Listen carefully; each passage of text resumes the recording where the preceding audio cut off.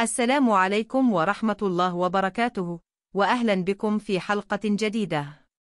في صباح يوم 5 من ديسمبر لسنة 2017 في منطقة زراعية هادئة بجوار خط السكة الحديد في مركز محلة دمنة بمحافظة الدقهلية بمصر، كان مجموعة من الناس يمشون في طريقهم إلى العمل، فلاحظوا من بعيد شخصا ملقا على الأرض قرب الأشجار. في البداية ظنوه نائما أو مغشيا عليه، فاقتربوا منه بحذر. المنظر كان غريبا. الرجل متكئ على شجرة، رجل ممدودة والأخرى مثنية، ويده تحت خده كأنه يأخذ قيلولة عادية جدا. ملابسه نظيفة تماما، لا أتربة ولا دماء، محفظته في جيبه، موبايله معاه، فلوسه كلها موجودة، حتى خواتمه لسه في أيديه. كل شيء في مكانه. إلا شيء واحد، الرجل ده مش نايم. الرجل ده ميت.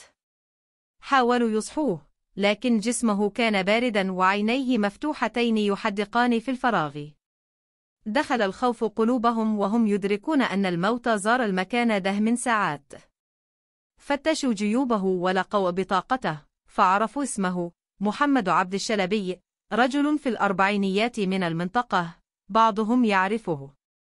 لكن السؤال اللي حير الجميع، إيه اللي جاب راجل محترم زيه يأخذ راحته الأخيرة في حقل زراعي نائي بعيد عن بيته؟ ما فيش آثار عراك، ولا سرقة، ولا تفسير منطقي لوجوده هناك بهذه الحالة. جت الشرطة وفحص الطب الشرعي الجثة. النتيجة كانت صادمة، الرجل اتسمم. وفي اللحظة دي، كل الأنظار اتجهت ناحية شخص واحد، مراته. قبل ما نبدأ قصتنا، متنسوش تعملوا لأيك وشير للحلقة عشان توصل لأكبر عدد، واستنوني كل سبت واثنين وأربعاء بحلقة جديدة. ندخل في أعماق قصتنا من غير تفاصيل كتير. القصة بدأت تحديدا سنة 2004 لما كريمة السيد عبد الحميد، بنت بسيطة من الدقهلية، وقعت في حب محمد عبد الشلبي. مش حب عادي، ده اللي بيسموه حب أعمى. وقتها محمد كان متجوز أصلا، وعائلة كريمة رفضت الجوازة تماما وقالوا لها: أزئي تقبلي تبقي درجة تاني، أزئي تقبلي المهانة دي. لكن كريمة كانت مصممة وقالت لأهلها: لازم أتجوز محمد وإلا مش هتوزوز حد أبدا. وقفت قصادهم وحاربت بكل قوتها. أما محمد فكان بيحب كريمة حب جنوني، لحد ما طلق مراته الأولى عشانها. اتجوزوا الاثنين في فرح بسيط جدا. ما فيش عرس ولا زفة ولا حاجة، لأن أهلها رفضوا لحد آخر لحظة، وحتى عائلة محمد ما كانوش موافقين واستمروا يكرهوا كريمة طول العمر من غير سبب منطقي. رغم كده، عاشوا حياة بسيطة في شقة في محلة دمنة. محمد كان بيشتغل في سوق الجملة فاكهة وخضار، وكريمة كانت واقفة جنبه كتف بكتف. كانت بتروح معه السوق تبيع، وأحيانا لما يتعب كانت هي اللي تشيل كل الشغل لوحدها، وكانت تبات في السوق ليلة أو 2 عشين تكسب قرش زيادة. ربنا رزقهم ببنتين، صابرين الكبيرة وياسمين الصغيرة. كريمة كانت أم مثالية، مهتمة بتربية بناتها كويس، بتعلمهم قرآن وبتتابع دراستهم. الحياة كانت ماشية، مش مثالية لكن مقبولة. لكن كان في مشكلة واحدة دايما بتعكر صفو حياتهم. محمد كان شديد الحدة والعصبية، يتخانق مع كريمة على أقل حاجة، والخناقات كتير كانت بتوصل للطلاق. طلقها مرة ورجعها، وبعدين طلقها تاني ورجعها. كريمة كانت بتصبر وتحاول تغيره لكن ما فيش فائد. السنين عدت والحياة استمرت في نفس الدورة، مشاكل وخناقات، لكن كمان حب وحنان. لحد ما وصلنا لسنة 2017، السنة اللي قلبت حياة كريمة رأسا على عقب. في آخر 2017 اكتشفوا إن صابرين البنت الكبيرة عندها مشكلة في الغدة الدرقية، والحالة كانت محتاجة علاج مكثف وعملية جراحية عاجلة. كريمة فضلت تروح وتيجي على المستشفيات وتبات مع بنتها أيام. المصاريف زادت بشكل مخيف، وحاولت تشتغل أكتر لكن ما قدرتش، فراحت جمعية خيرية تطلب مساعدة. وفي وسط كل الضغط ده، يوم ما كانت كريمة نازلة سلم العمارة، رجلها تلوت وسقطت سقوط قوي، صرخت من الألم. الجيران سمعوها وكلموا محمد اللي كان في سوق منصورة. محمد جاري راجع وحمل مراته ووداها المستشفى. التشخيص: كسور في الرجلين الاثنين ومحتاجة جبس فورا.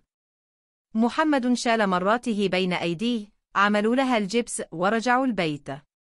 كريمة بقت مشلولة الحركة تماما، معتمدة على غيرها في كل حاجة. بعد الحادثة دي بيومين بس، حصلت الكارثة اللي كانت بداية النهاية. يوم عادي، كريمة في البيت ورجليها في الجبس، فطلبت من أخوها متولي يبعث مراته أمل تساعدها في أعمال البيت لأنها مش قادرة تتحرك. متولي وافق وبعت مراته، وبعدين خرج يصلح عربيته. أول ما متولي خرج من العمارة، قابل محمد حماه في الشارع، سلموا على بعض عادي. محمد عرف إنه رايح يصلح العربية، وبعدين كل واحد مشى في طريقه. لكن اللي حصل بعد كده، حسب أقوال أمل، كان صدما. أمل قالت إن محمد رجع تاني، طلع الشقة وخبط على الباب، فتحت له ببراءة ظنا إنه جاي يطمن على كريمة أو يجيب حاجة، لكن حسب روايتها محمد حاول يتحرش بها ويهاجمها. أمل قاومته ورمتته بره الشقة. أول ما جوزها متولي رجع، قالت له على كل حاجة. الموضوع انفجر، العائلة كلها اتجمعت والخناقة كبرت، ووصل الأمر لمجلس عرفي. في المجلس حكموا إن محمد لازم يسيب البيت ويروح يقعد عند أهله في منية النصر، وما يرجعش لمدة 10 أيام عقابا على اللي عمله. كريمة نفسها ما قدرتش تقول كلمة واحدة، كانت خايفة لو نطقت يطلقها الطلاق الثالث وهي وبناتها يترموا في الشارع، فسكتت وقبلت العقوبة اللي فرضتها عيلتها على جوزها. محمد فعلا مشى وسافر يقعد عند أهله في منية النصر، حوالي ساعة أو ساعة ونص بالمواصلات. كريمة فضلت في البيت مع بناتها ورجليها في الجبس، مش قادرة تتحرك، مغلوبة على أمرها من كل اللي بيحص. الأيام عدت لحد ما وصلنا الاثنين 4 من ديسمبر لسنة 2017. في اليوم ده صابرين البنت الكبيرة مرضت تاني، وكريمة ودتها المستشفى. الدكتور قال لازم عملية غدة عاجلة وبسرعة. كريمة كانت محتاجة فلوس بشدة. صابرين كلمت أبوها محمد وقالت له حالتها وطلبت الفلوس. محمد طمنها وقالها هيجي بكرة ويديها الفلوس. لكن كريمة عشيني تتأكد إنه هيجيب الفلوس بجد. كلمت واحد صاحبه اسمه محمد منجل وطلبت منه يكلم محمد ويفكره بالفلوس للعملية. منجل وعد إنه هيوصل الرسالة. صابرين وأمها فضلوا في المستشفى لحد الليل، وبعدين رجعوا البيت وناموا من التعب على طول. صباح الثلاث 5 من ديسمبر لسنة 2017، كريمة صحت بنتها عشين تروح المدرسة، بعدما مشي رجعت تنام تاني من الإرهاق الشديد. لكن بعد شوية صحيت على خبط عنيف على باب الشقة. فتحت مصدومة ولقد جار واقف بيرجف وقالها: تعالي بسرعة، لازم تجي حالا لأبو صابرين. كريمة اتلخبطت وقالت: محمد مش هنا، هو في بلده. لكن الجار أصر: أرجوكي تعالي بسرعة، انزلي معي. كريمة برجليها المجبسة زحفت على إيديها ورجليها على السلم بمساعدة الجيران. لما وصلت الشارع شافت فوضى، ناس متجمعة، إسعاف، ضباط شرطة. الجار وداها لحقل زراعي قريب جنب السكة الحديد، حوالي 800 متر من البيت. وهناك شافت منظر كسر وجودها. محمد جوزها قاعد جنب شجرة، ظهره متكئ عليها، رجل ممدودة والثانية مثنية، وإيده تحت خده كأنه نئيم. ملابسه نظيفة، محفظته وموبله وفلوسه كلهم معاه. لكن محمد مش نايم. محمد مات. كريمة حاولت تحركه وتكلمه، لكن جسمه بارد ومتصلب. الناس حواليها قالوا لها بهدوء: ربنا يرحمه يا كريمة. الدنيا دارت بيها وكأن الأرض انشقت من تحت رجليها، وغابت عن الوعي في الحال. لما فاقت، لقت الشرطة محاصرة المكان، وعرفت إن في شبهة جنائية في موت جازها، وإن الجثة تترفع للطب الشرعي عشين يحدد سبب الوفاة. قبل ما تستوعب الصدمة، أهل محمد وصلوا، ولما شافوها جريوا عليها وبدأوا يتهموها على طول: أنتي اللي قتلتي ابننا، أنتي اللي عملتي فيه كده. كريمة ما قدرت ترد، كانت في صدمة تامة. الشرطة طلبت منها تروح القسم تعمل محضر. في القسم بدأ التحقيق معها. قالت ببساطة: ما أعرفش إيه اللي حصل، أنا ما شفتش محمد من أسبوع من يوم ما مشى وراح عند أهله، ما أعرفش كان فن ولا بيع إيه. لكن في نفس الوقت طلع تقرير الطب الشرعي والنتيجة مدمرة. محمد مات مسموم بفوسفيد الألمنيوم، سم الفئران، والسم كان محطوط في القهوة. وقت الوفاة تقريبا الساعة 11 بالليل يوم 4 من ديسمبر، يعني مات قبل ساعات قليلة من ما الناس لقوه. بدأ التحقيق بقوة. الشرطة استدعت كل أهل محمد يدلي بأقوالهم، وكلهم اتفقوا على حاجة واحدة: محمد كان رايح لكريمة يوم 4 من ديسمبر عشين يديها فلوس عملية بنته. أبو محمد قال إن محمد منجل صاحب ابنه كلمه الاثنين وقاله إن محمد كان معه طول اليوم، ومشى بالليل عشين يشوف بناته. بعدما محمد مشى شوية، منجل كلمه تاني، ولما رد محمد سمع منجل صوت محمد وهو بيصرخ: أنا تعبان أوو، وبعدين القلبة قطعت.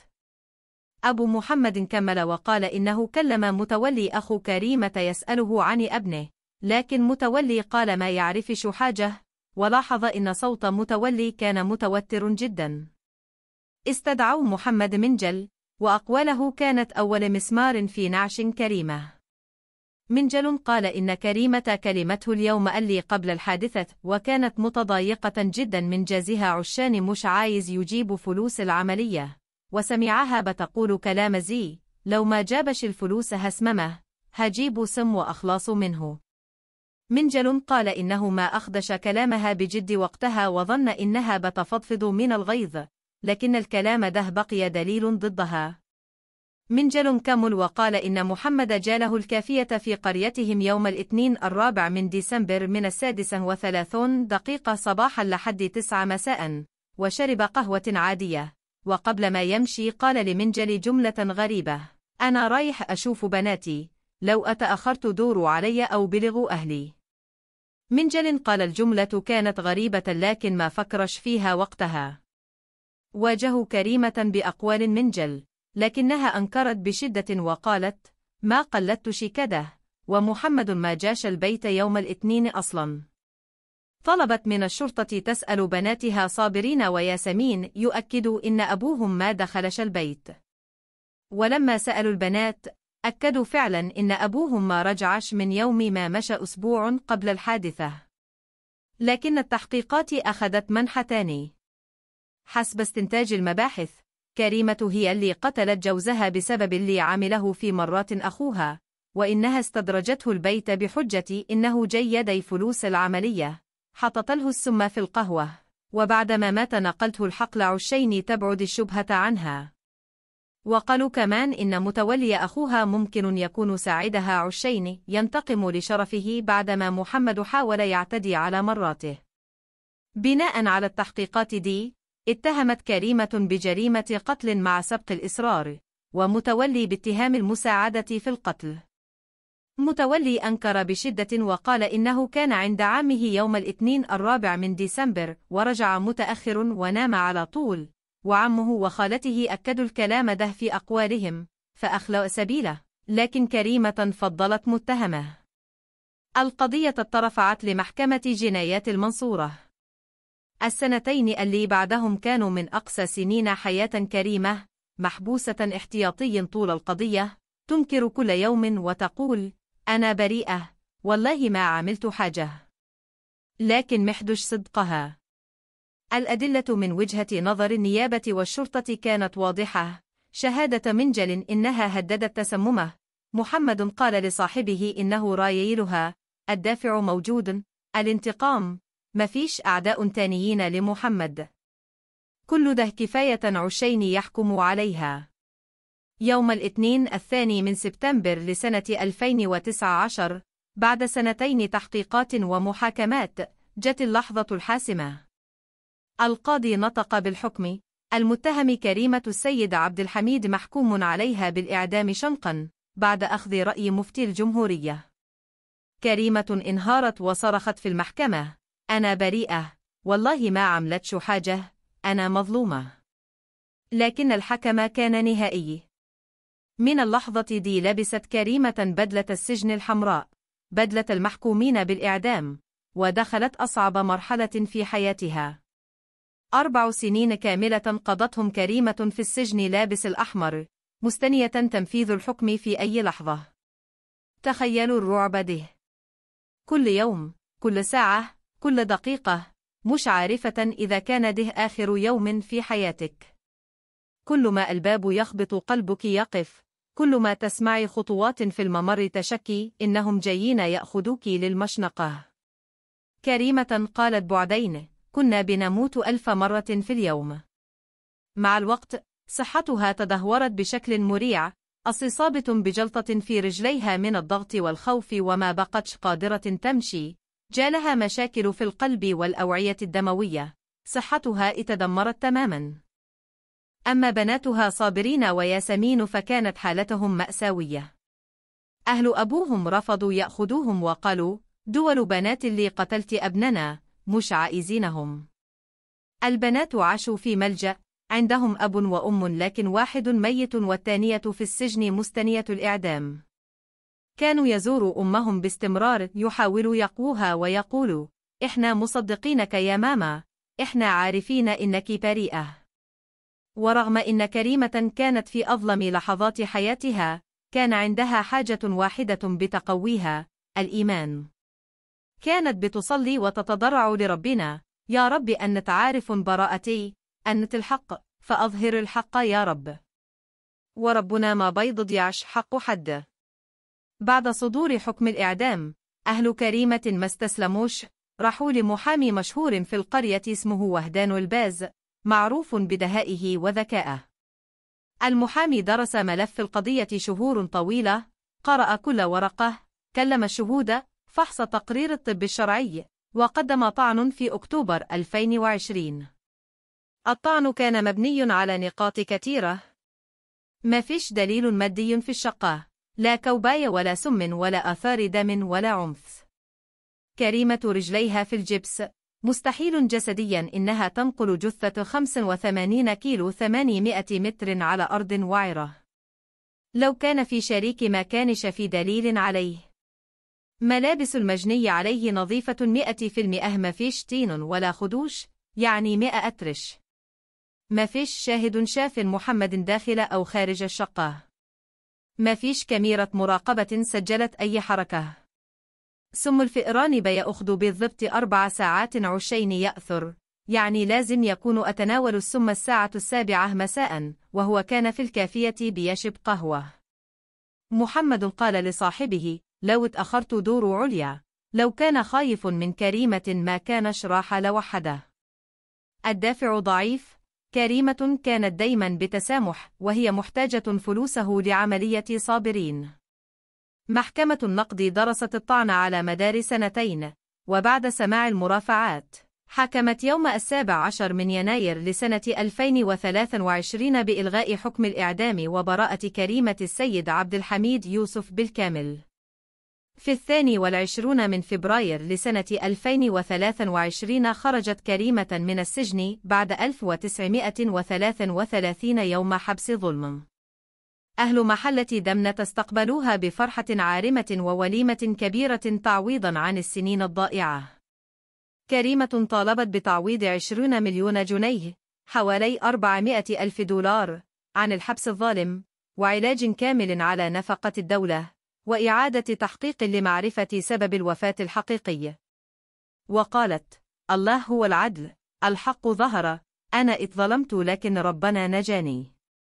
الاستنتاج النهائي بعد البراءة حسب التحقيقات الجديدة والمحامي وهدان فاروق الباز: إن محمد عبد الشلبي ممكن يكون هو اللي شرب السم بنفسه في قهوته في الكافية بسبب الضغط النفسي الشديد من الفضيحة وطرده من البيت، وبعدين راح الحقل الزراعي يموت لوحده بعيدا عن الناس. لحد اليوم ما فيش متهم آخر، والقضية اتقفلت ببراءة كريمة. القصة دي درس كبير يا جماعة، العدل دائما بيظهر، الظلم ما بدومش، والصبر مفتاح الفرج. وبكده تنتهي حلقة النهاردة. لو دي أول مرة تشوفوا القناة متنسوش تعملوا اشتراك وتفعلوا الجرس عشان يوصلكم كل جديد. استنوني في الحلقة الجاي. والسلام عليكم ورحمة الله وبركاته.